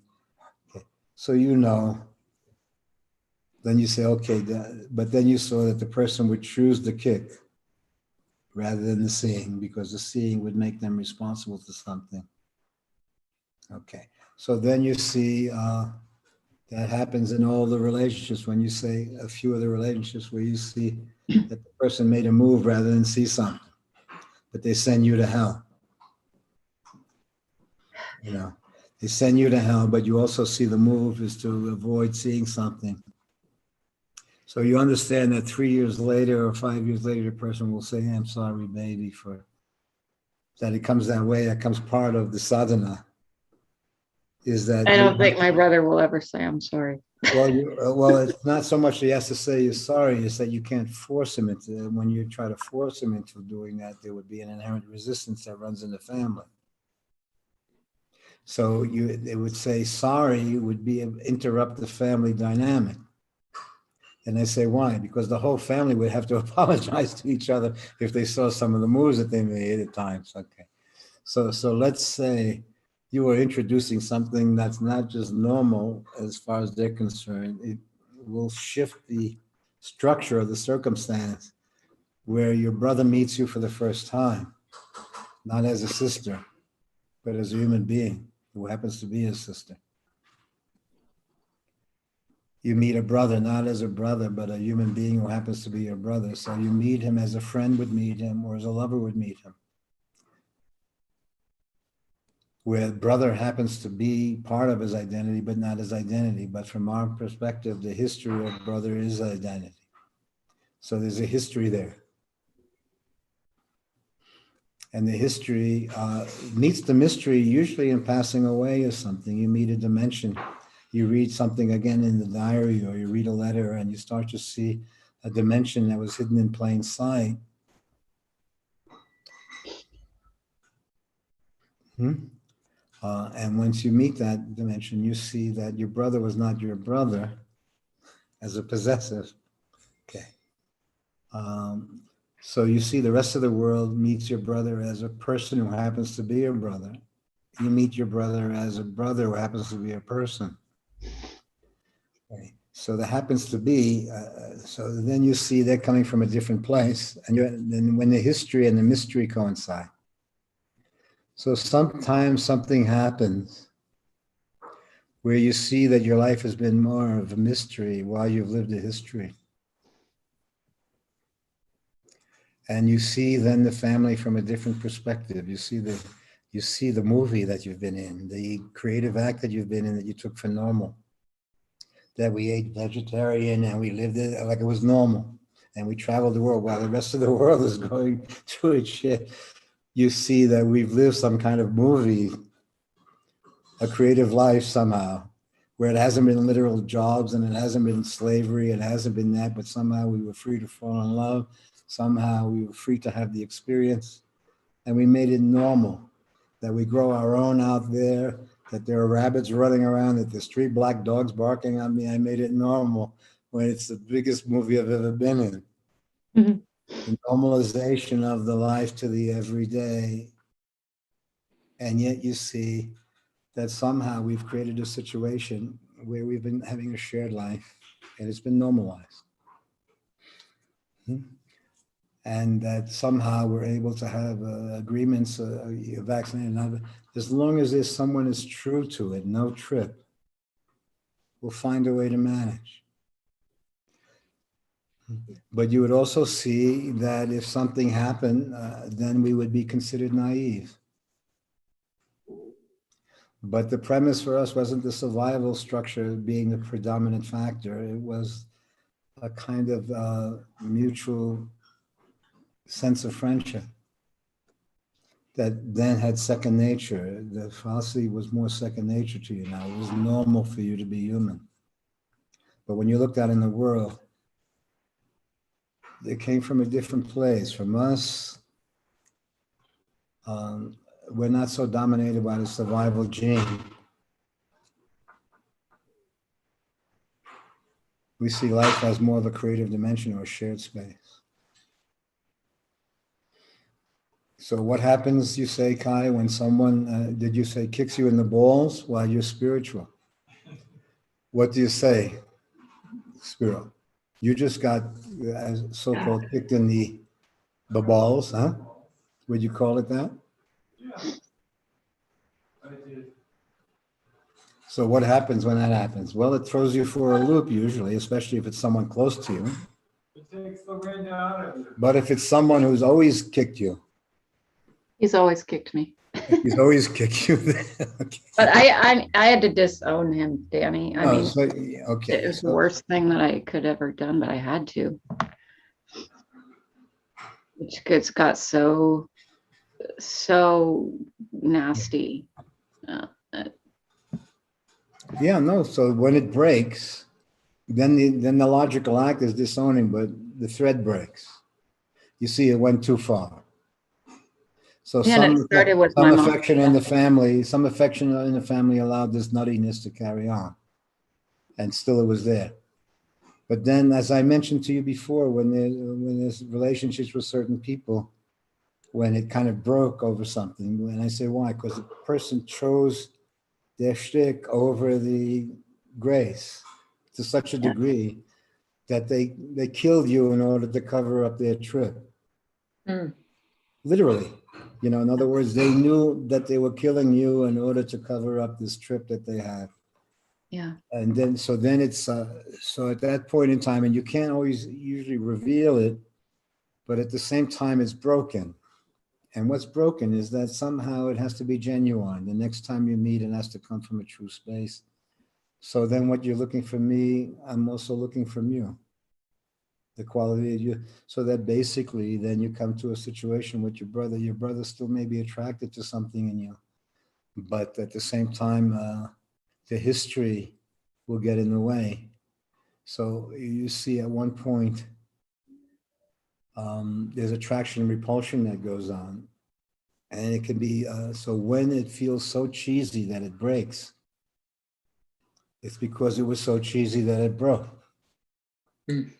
So then you see that if it comes back again, it kind of has to come from a genuine place, not only a therapeutic place, and I'm sorry, or this or that, but that somehow there's some real, there's a real thing you represent in the family. That the family is resisting seeing. And it's not this or that, but there is a resistance to it. So you represent a kind of truth that runs through the family story. So the family is fractured anyway. Oh, yeah. Hmm? Yes. And it's fractured to survive, each individual strongly surviving. Is there a moment where it meets? Well, when you say it comes to that, where there's a kick, and you see purposely the person is trying to hurt you, and it's purposeful, not accidental, then you see it has broken. The thread has been interrupted, where the history is no longer. So then it seems to me that the next phase of the meeting comes from a genuine place. The perception of it, that you're not related to the story so much. It comes from a genuine place. Yeah. And you see that again, dying reaches a genuine place. Unfortunately, that it's almost impossible. You could see the difference in the conversation that we were having with Jai, if in fact, ironically, it passed away in that moment, how the conversation would be different about seeing something or experiencing something. So you see inherent avoidance, the story predominates. The story of your history predominates. That there is a discovery of a person being human. That's a person they haven't met in you. And they would tell me what Jamie would tell me about Jai. Your brother would also tell me, do you know what she did and what she is? Okay. And I can't deny whatever their history is, but I can say they haven't met the Kai that I've met. And you see that they're avoiding that meeting because then it would have to enlarge their story. Okay, so it's not to say that I'm justifying the history of what people shared. What I am saying is that my relationship with them is coming from the energy first and then the literal history. Where the person sees their moves. But I say, so once the historical dynamic is not the dominant force there, and that means that you see you've had a statement or a hurt so bad that broke the thread, where you don't feel at this point in time a commitment to the status quo. So it seems to me if you're experiencing that, it's relatively what's happening creatively. that somehow the person has to be in a state that they can share with you creatively, and they're not. And it's just a hey baby conversation that's missing, where the history doesn't determine the family any longer, but that the family perceptively is a voluntary act. It's like the kids want to be with you and you want to be with them. That's a voluntary act. You understand? Your brother and you want, what happened to us? Where did we go? So you understand how intense that, to be in that space where it's simply to share the experience, not have a possessive of what the experience was, but to share it. What did you see? What did you feel? That conversation is what's hidden in the story between you. You represent that honest conversation. But you also understand you represent the fear of that conversation. And so everything about you, even if it doesn't say anything, is reflective of that conversation. You represent the dimension that people are avoiding. And because of that avoidance, there's a psychological dimension in their life that's really screwed up. But avoidance is not a choice, that is the norm in the life. But you come from a place now where you're representing the very thing that people are running away from. Is that when you come from a feeling, you come from a shared life. So the feeling, if it dominates you, your fear of that feeling, because it has you sharing. You have to, sharing meaning looking out for the kids. Shared meaning looking out for the, okay. Whereas the survival sense, so you understand that there is a hidden feeling or experience in the relationship between you that is resisted. But that it's not only missing an honest conversation, but avoiding a deep, heartfelt conversation. So what to do when the fear of that conversation is so deep that it gives you a kick like that? At the same time, it may even be attracted to something with you. This is what we're talking about in many of the relationships that one may have, where you represent an energy, so there's both an attraction and a repulsion to you. When the energy is around the creativity, then a literal survival sense that people may be in, where they're literally surviving, and that identity is around surviving, and their jobs are around survival, and you're bringing a dimension. You want the job. I just seem to be in it.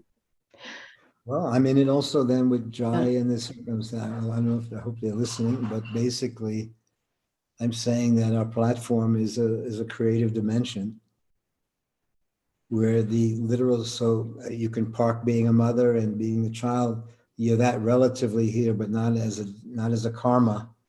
You could park that outside. It is as a shared experience.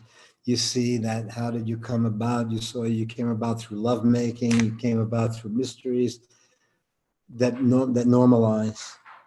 So we see in a circumstance where the life is not only a possessive, but the possessive aspect is you caring for something, like as if you were making a movie or a creative act of one's life.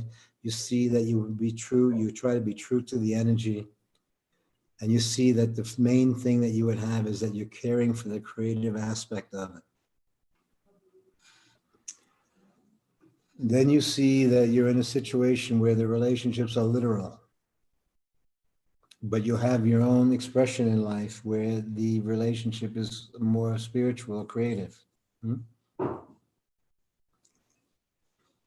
See how challenging you are. See how challenging it is to know you. Because there is something in your presence that has a relationship to a true feeling. And in the absence of that, it's the absence of that. You're caring for something. And it seems that your basic presence there is to make sure that there's a human expression for those who can share a human expression with you. And there are those then who share a human feeling with you because they will surrender their roles or their powers and stuff like that into a shared space. Even if it's fracturing, even if it's shifting, there still would be the same concern as if it was still a marriage. Even in the ending of the marriage or whatever form it's taken, you still would be concerned as with the marriage, with the ending of the marriage for its grace. That's not that way in the world. Yeah. I guess that's the, In the beginning of the marriage is this, and then in the ending of the marriage is this. And I say, no, but that's the ending in the beginning to the ego sense of self. You see that the relationship lives on. It's no longer literalized as a relationship. It then shifts to another dimension of dreams or reflection, or you see how many levels of existence a normal person is in. And you also understand that in the family, there's a sorry baby moment waiting. after And death. they could have been sweethearts, and they have to be creeps. You understand, like that? Are you kidding me? You don't understand that you're meeting your mommy who's passing, and you're sharing something. Do you think that I would set up a stage for an argument? Okay, but it's not to avoid it, but it's to see it. Okay. So you understand that somehow in our interaction, we've also pushed some kind of light into the room where even though the people normalize the relationship with each other, they are aware that there is a feeling that connected it. So there is still, somehow your presence is still allowing that to happen. Are you okay with it? Yeah, I'm just really surprised how much this came up because I mean my mom died a few years ago, but I just knowing that she was waiting for all her children to come to peace with her and they didn't so vulgarly. It's just So I don't you know. see the history and the mystery are in the same story. That a common feeling was kind of necessary for a shared space, but everyone did their thing, and everyone did their history. And those who had an issue did their issue to the end, no matter what. And that's what we just saw the other day, that they would keep their issue to the end, but they can't so easily with us involved. Right. Yeah. And they say, why? Because our presence sees something that's inhuman. Yeah. So then there would be a challenge if accidentally the person stumbled upon and we were having a soulful conversation. Then it wasn't exactly brother, literally, it was brother evocatively that they shared an experience. So the creative experience is what is happening when the energy is released. But the survival experience is a dominant force. So anything that contradicts the dominant force of survival, meaning what? If one had to reflect on their life, not only from their history, but they see they shared something with you, then the relationship would shift. You understand, from its history.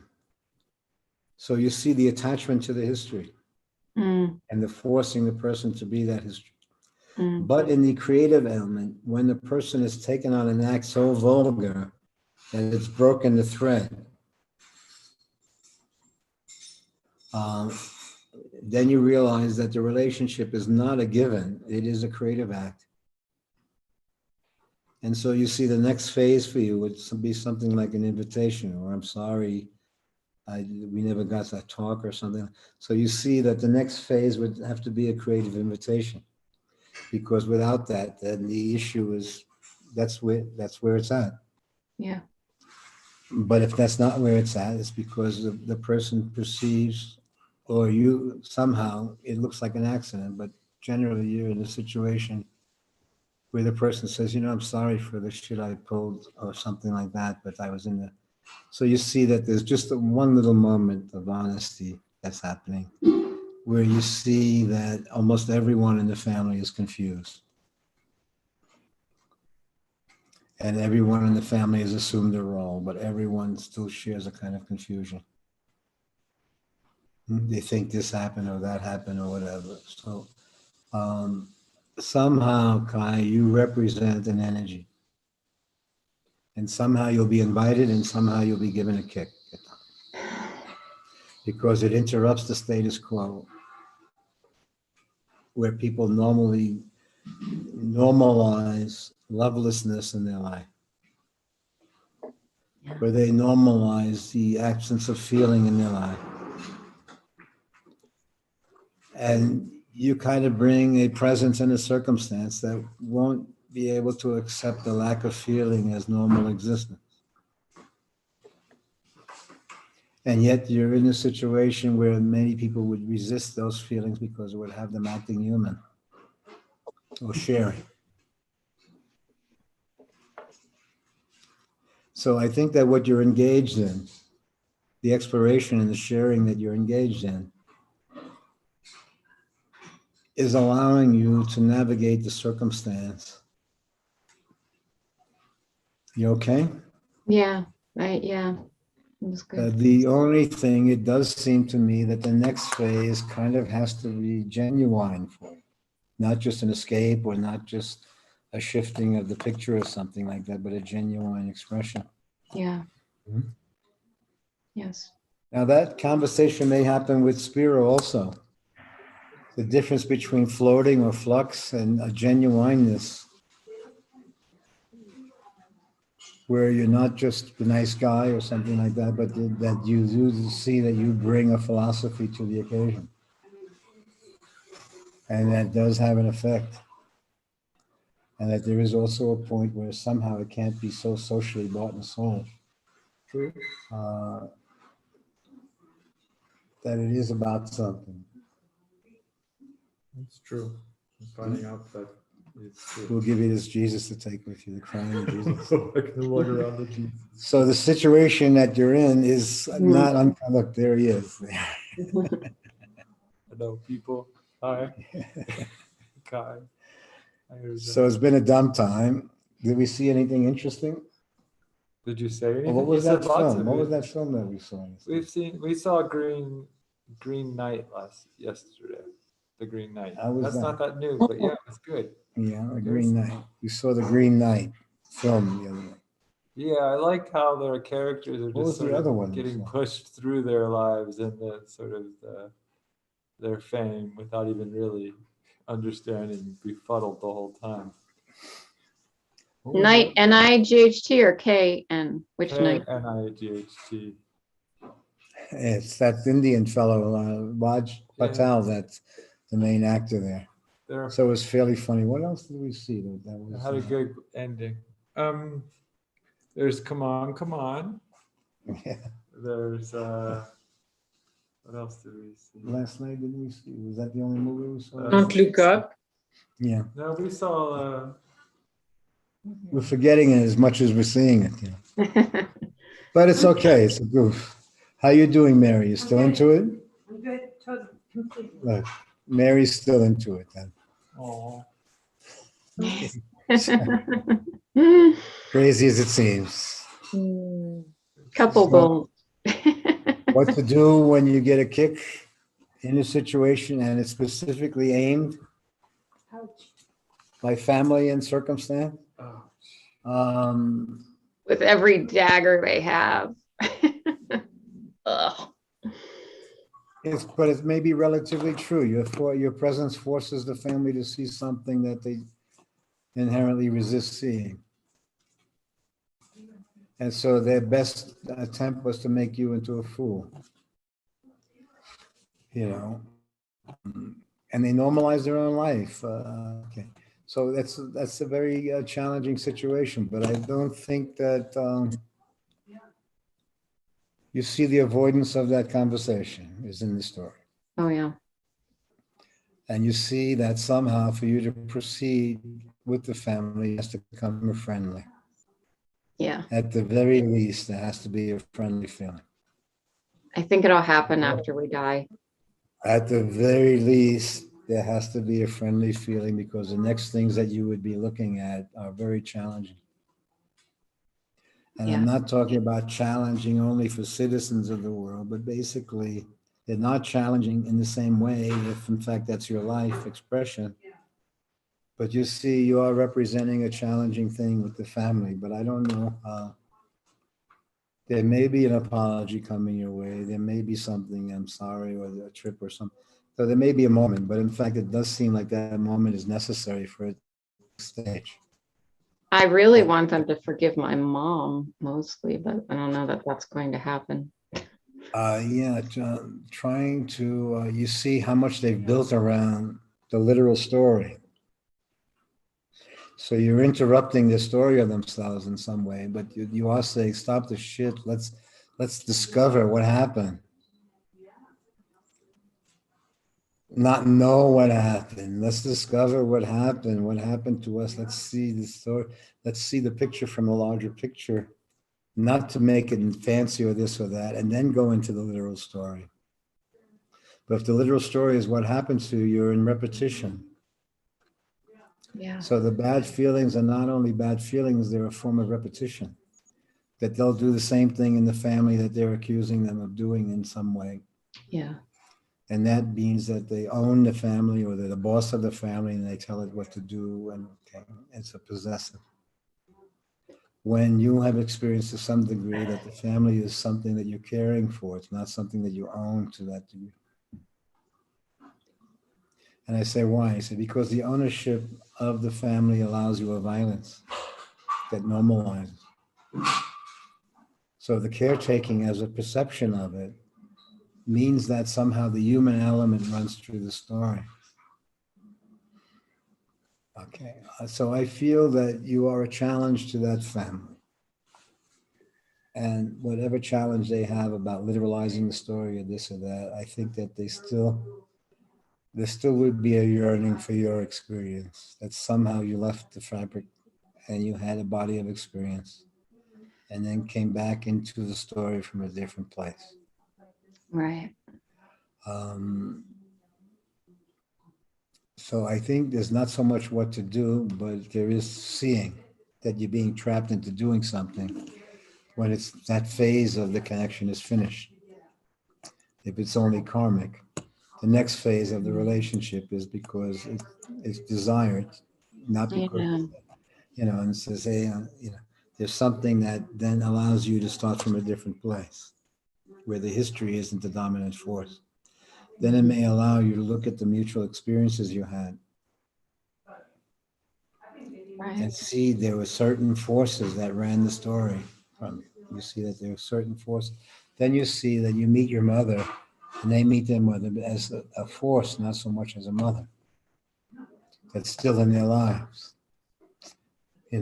So once they get to meet you deeply, they get to meet something that's hidden or that they're resisting, and that is the deeply spiritual aspect of the life without belonging. Yeah, that clarifies so much for me with my sisters. The people kept on doing people, but you see how remarkable the story was created. Yeah. But then you step into the karma, and as we did the other day, then we tried to some degree where you step into the karma, even though we're sharing something, and you see that what's normal for us is not normal for the person. They're hurt by the life that they've shared or lived or whatever. But the release of the story comes from the perception. They say, holy shit, you see the lives that you've lived. So that happens for me in the Southern, as I mentioned to you a few times, where some people say that I'm avoiding or this or that, but Mary usually makes sure to see everyone's okay. But then there are some relationships that I can't share the intimacy. And I say, why? Because it's like making love. And I Yeah. say, then you're in love. You can't just make up a baloney being in love at this point in time. So then somehow there's something that's being interrupted where it's missing a hey baby. Hey baby, meaning the simple affection. you see then where the person chooses their survival so strongly that they choose your death. Yep. And they hold on to their survival so strongly that they choose your passing away as being normal for them. You have to be entirely full of shit for them to be right in what they're saying. Yeah. But you also know that what they're saying is a move. So then you understand to what degree the person will send you to hell and make the move. If they send you completely to hell to make the move, Pretty much. then it will be it'll be hard to meet again, honestly, in this lifetime. That's how it feels. Because you see that inherently, well, I showed you that picture of Trump, crying ghost Trump, the ghost of Trump crying with a tear in its eye and its little red lip there. And I say, well, what is the tears? Is that you see, you get to see your own life from a different perspective. And you see that you're ashamed of the survival dimension of your existence, that it squeezed out everything else. So when the survival gene squeezed out everything else, it then had you looking at the rest of the world less than human. So basically, their fight with you is dependent on they're maintaining that story. Yeah, that's true. But I would say that there's a dream waiting, or reflection waiting, or an incident waiting. So it can't think of this as the relationship as normal now. Once it was broken creatively, then it kind of has to come from a genuine place, no longer from the history, but a true affection between you. So the true affection was lost in the story. And it's only if you'll be able to detect if a true affection comes, there'll be an instant opening. Right. If in fact the true brother comes, you understand. But the story brother, the history brother, what's happening is true. He was always had that running through the story. You always had that. So then it takes shape or literalizes, you know. So you see that he's determined to hold on to his version of a story because it knows it hurts. Yeah. And it knows it has power over a situation. Yes. But then in order to do that, he has to dehumanize your mother to some degree and not give her that she had some human in her that was going through a lot of shit. You know. Yes. So to see the story is to release the story from one's possession and to see that a larger picture was that their spiritual life was always unfolding in the survival life. And when the person perceives the spiritual life, they surrender the survival dimension. But until they perceive that they're stuck in survival and survival is me, not you. Yeah. When survival is us, there's a shared together. So that must be in it. So you take the kick as a relief to some degree that it frees you from having to be there for the bullshit any longer. Yes, it was. It did free it. It did feel like that. And so somehow it isn't that movie where the woman says, "You want this sweet thing, then you stop talking shit and you be real." She said, that movie. I don't know what that film was. So it seems to me that if they want to communicate with you on a deeper level, it's no longer just sister or family or whatever, but it's affectionate expression. And that may be in there. Usually it's in loss for most of us. But I feel that you represent that energy. And so when it breaks, in one sense, I've had to say, I'm really sorry to lose, because I do take a kind of swearing that I would be there. Right. But when it becomes so vulgar or so violent, that I then can have that question that I say, why? It's not because of them, it's because I can't access the energy any longer, honestly. Right. Because it's very intimate. The exploration has an intimacy to it That is not just standard in the street that you just tell people this or that. It comes out of something. So when the intimacy is lost, then I say, okay, if I don't have to be there, man, I ask you, you say no, then they say, get lost, you don't have to be there. I say it's a relief because they're heavy duty people and I would have been there no matter what. Yes. But now, Well, yeah. okay, It- so yeah. now that space has to be part of a request, no longer just a Right. given. That you're sharing something creatively. So some incident may come that there's a break. And you see that the person chose the hurt rather than exploring. Mhm. And so in that you see that it does break the dialogue. And the next phase, unfortunately, the next phase for the person is that somehow it has to be true this time. That this phase is not a bullshit phase. This phase somehow is coming from a different place. So you see, look, brother, the experience of this family story is not the whole experience. We shared an intimacy, we shared a feeling, we shared a trust, we shared a life. And the hurt that is in the life now comes because that was been broken and the trust is lost. And you can't, at this stage, you can't make up a trust. The trust has to be authentic this time. Yeah.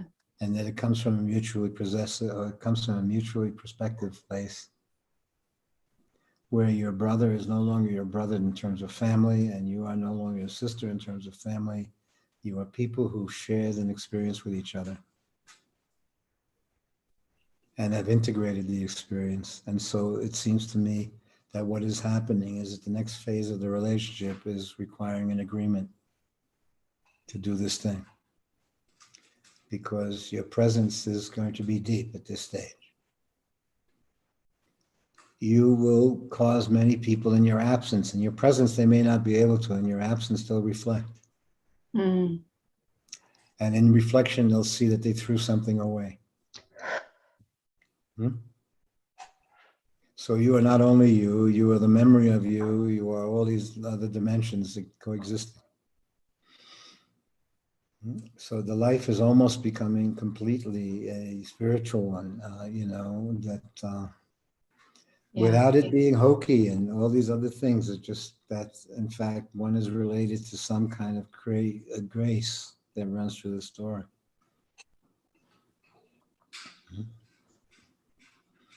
And that somehow the next phase of it is that if someone's involved with you deeply, they know then that they're involved with you deeply, that the issue is more the life force seeing a life deeply in its sense, no? I think that's what's happening in general. Just I think it's in general that you represent both things. You're a ball buster to them because you're forcing them into soul searching or reflecting. And but you're an attraction at the same time,